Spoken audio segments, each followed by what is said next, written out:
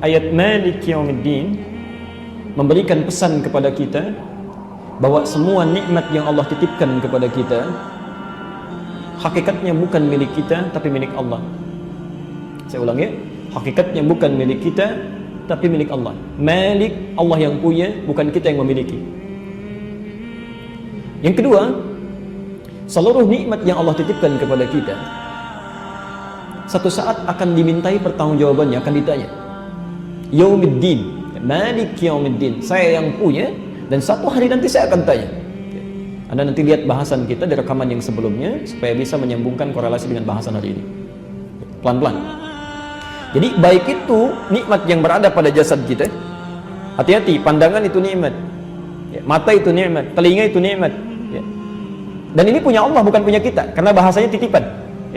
Jadi mumpung Bapak Ibu, saya, kita dititipkan nikmat ini, gunakan pada yang baik. Kalau enggak ya salah, keliru.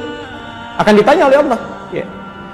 Saya beberapa saat lalu, kami ada di Padang, di daerah Payakumbuh, sampai ke daerah Padang. Saya mau kasih gambaran begini, Bapak Ibu sekalian, Masya Allah.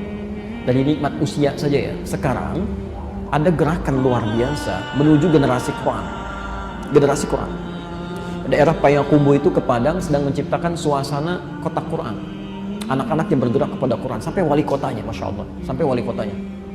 Anda bayangkan sekarang, beberapa daerah di Indonesia saja, bukan di Arab, itu anak 4-5 tahun sudah mulai bisa terbiasa menghafal sampai 15 juz Quran, setengah Quran. Anak usia 4-5 tahun, rata-rata 15 juz, 10 juz, beberapa tempat sudah seperti itu. Maka kalau kita misalnya diberikan usia yang berlebih daripada itu, 40 tahun, 50 tahun, jangankan menghafal, untuk baca saja belum tersentuh, anak ketinggalan. Jauh gitu. Di persaingan ke surga itu tiketnya makin mahal Pak sekarang, Bu, bukan makin murah. Jadi kalau Anda nggak siapkan sekarang, jauh. Bisa nggak kebayang, ada anak, belum berlaku hisab untuk anak itu, taklifnya belum berlaku, kalau sholat juga dia nggak dihisab, maksiat belum dihisab, dia sudah berusaha mencari bekal untuk menghadap Rabbnya, menghafalkan Quran. Ada orang yakin akan dihisab, usianya lebih daripada itu, dia masih bermain-main dalam kehidupannya. Suatu saat akan ditanya.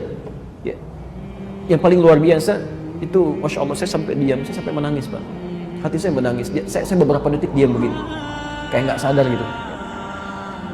Kami diundang ke daerah Telas namanya, di Binangun, ujung Jawa Tengah, daerah agak ke dalam terpencil. Jadi Anda cari di Google itu, di Google belum tentu ketemu, saking terpencilnya gitu ya.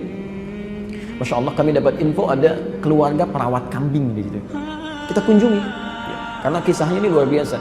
Kami datang ke situ, Masya Allah, melihat satu keluarga, wajahnya memancarkan aura kebaikan, kan? Ternyata Anda tahu hidupnya itu cuma 100.000 per bulan. 100.000 per bulan. Tidak ada tampak di wajahnya keluhan. Kami datang sudah mencari hidangan terbaik untuk tamunya.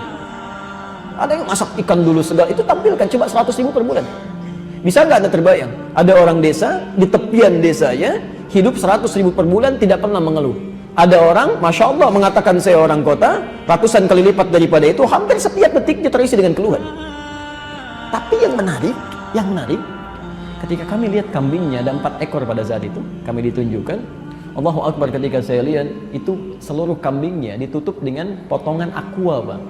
Ya, Ibu ya, yang kayak ada 1 liter itu kan agak besar ya, ditutup di mulutnya begini. Saat ditutup seperti itu, saya tanyakan, ini kenapa kambingnya sakit? Tegas saya tunjuk, sampai saya tunjuk, ini sakit kambingnya. Perhatikan jawabannya, ini kami sampai diam, sampai saya menangis dalam hati. Lihat jawaban orang ini. Ini kambing tidak sakit, tapi kami baru datangkan dari penjualnya. Sampai tiba di sini, kami tutup mulutnya supaya tidak memakan yang bukan haknya. Supaya tidak memakan yang bukan haknya. Demi Allah saya katakan, orang ini cuma dititipkan 100.000 plus kambingnya, dan itu pun dirawat punya orang lain. Dia jaga setiap sennya sampai hak kambingnya. Anda dititipkan berapa oleh Allah? Dan sudahkah Anda bisa pastikan ketika Allah menanyai suatu saat nanti Anda bisa pertanggungjawabkan setiap sennya? Di mana digunakan? Dan karena itu punya Allah, bukan punya kita. Punya Allah, satu saat akan ditanya gitu ya. Karena itu kalau kita balik bertanya kepada Allah, ya Allah, ketika Engkau titipkan kepada kami, bagaimana cara kami menggunakannya? Seperti apa kami ya Allah? Dan kalau kami punya kesulitan, seperti apa memohon petunjuk-Mu? Seperti apa Engkau akan menolong kami?